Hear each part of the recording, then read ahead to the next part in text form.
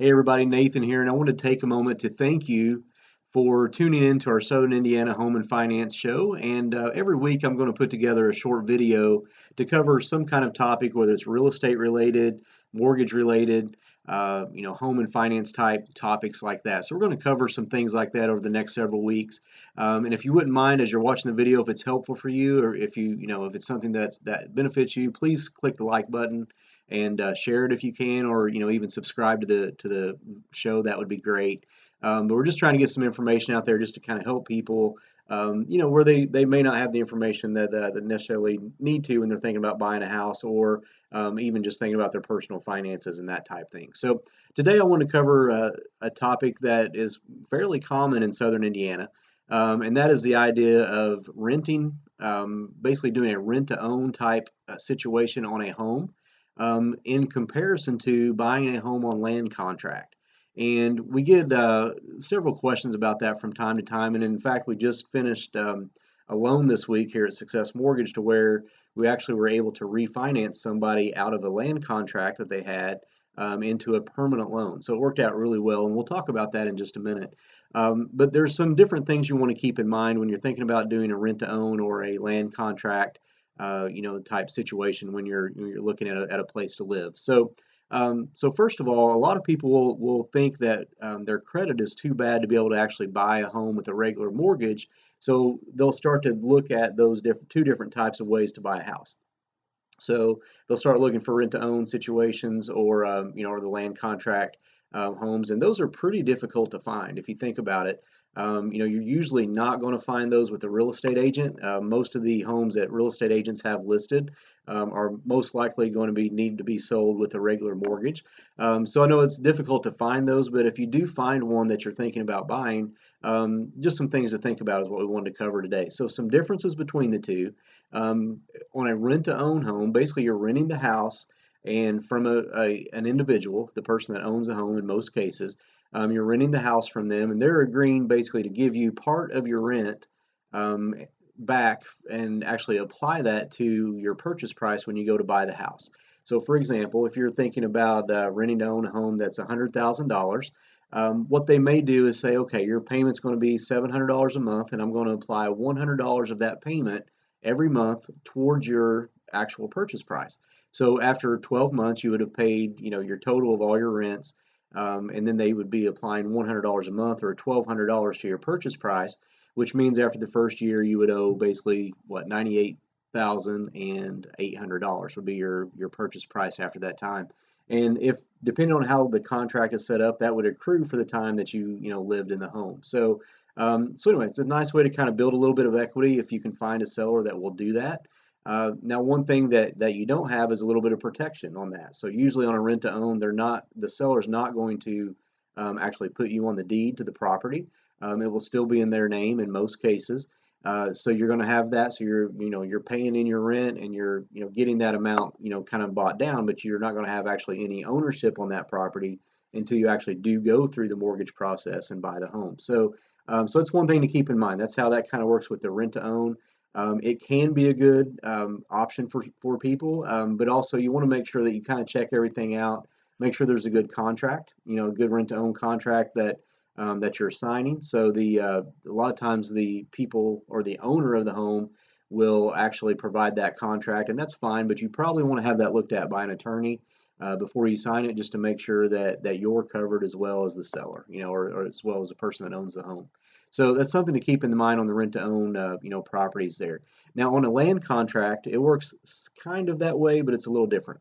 So on a land contract, you'd actually buy the home from the seller, but instead of going to a bank and getting a loan, you're actually going to have the seller basically hold the loan for you.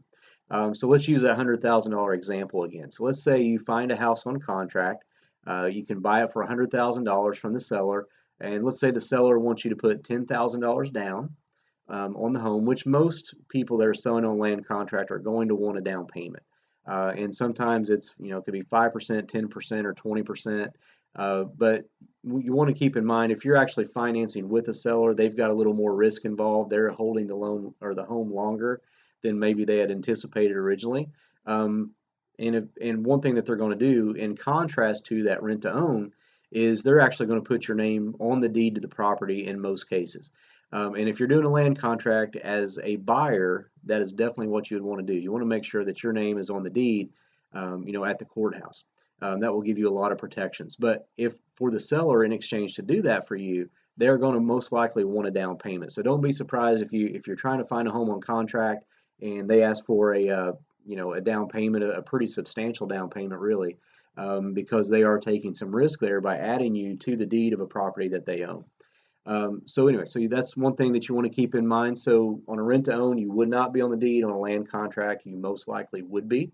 But again, any contract that you have written up, make sure a real estate attorney or your attorney looks at it, because you want to make sure that everything is on the up and up on both sides. I have heard some horror stories in the past of people that have purchased a home on contract and things didn't work out quite right with the seller, and so they had lost their down payment and things like that. So you want to kind of be sure that you kind of know the seller situation and know if they have a loan on the property now. You want to see if they are actually, current with that, loan and that type thing, and then make sure that everything's up to date there. But like I say, that's a couple things that you want to do. Now, what happens after you've got the contract, you've moved into the home, whether it's on rent to own, or it's on the land contract? What happens then? So basically, in either of those two contracts, you're going to have a timeline laid out as far as how long you have to actually purchase that home and put it into your name, officially with the loan and actually pay off the seller. So you want to make sure you kind of watch those timelines. Make sure that if your credit is really bad, make sure there's enough time in there on those contracts for you to be able to get your credit built up. And then you really want to focus on your credit repair during that time to make sure you're in good shape when that contract comes due, so that you don't lose your down payment or any kind of equity that you paid into the home over the time of that contract.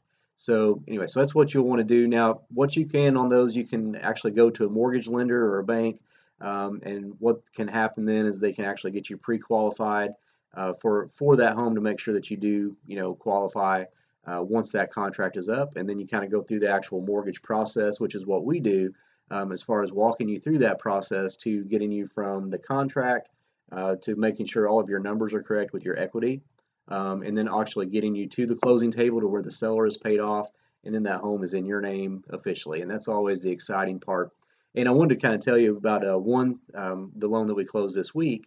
The clients had actually been in the home for I think about 2.5 years, 3 years, something like that, and they had actually purchased it on contract. So the contract was recorded at the courthouse. They've been paying on that contract for that time, and they didn't have any kind of late payments. And they were paying by check, so it's easy to check, easy to track. And that's one thing you'll want to do, whether you're doing the rent to own or whether you're doing the a land contract. Make sure you're paying by check, because at some point you're going to want to be able to show proof that you've been making those payments, and your lender will want to look at that as well. And that would be an easy way for them to be able to track your payments, and that kind of serves as a little bit of credit for you when you go to buy that house. So it's another verification that you can make your payments on time, and it's definitely a smart thing to do, pay by check. Now, if you want to do cashier's check, that's fine. If you want to do personal check, that's fine. A lot of people don't do personal checks anymore, but if you want to do that, you just want to be able to see that basically when your payment was made in comparison to when that house payment was due. Okay, so that's one thing you'll want to do there.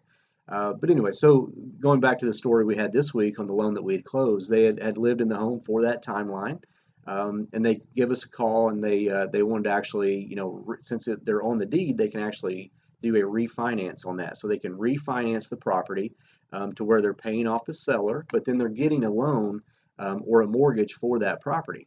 Now, what's neat about that is whenever you have a refinance situation, you wouldn't necessarily need a down payment.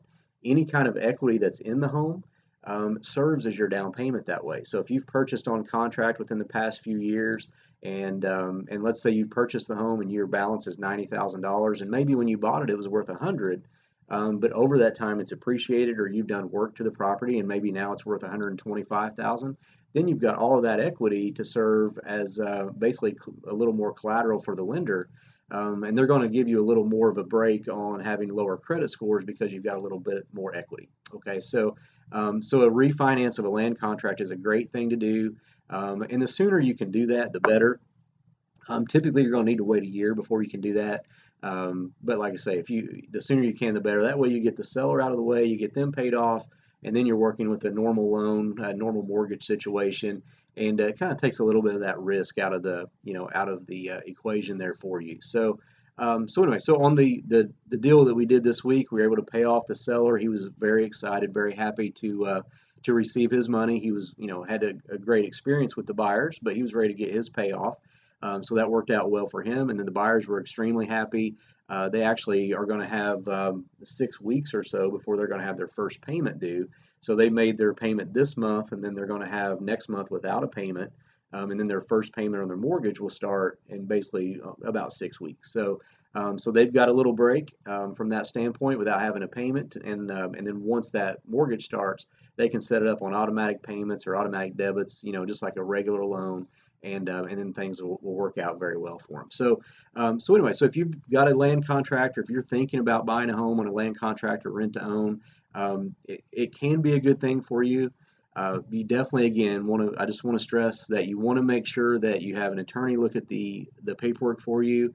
And if you're doing one of those, you probably want to go ahead and get a home inspection too, just to be sure that the home is in good condition.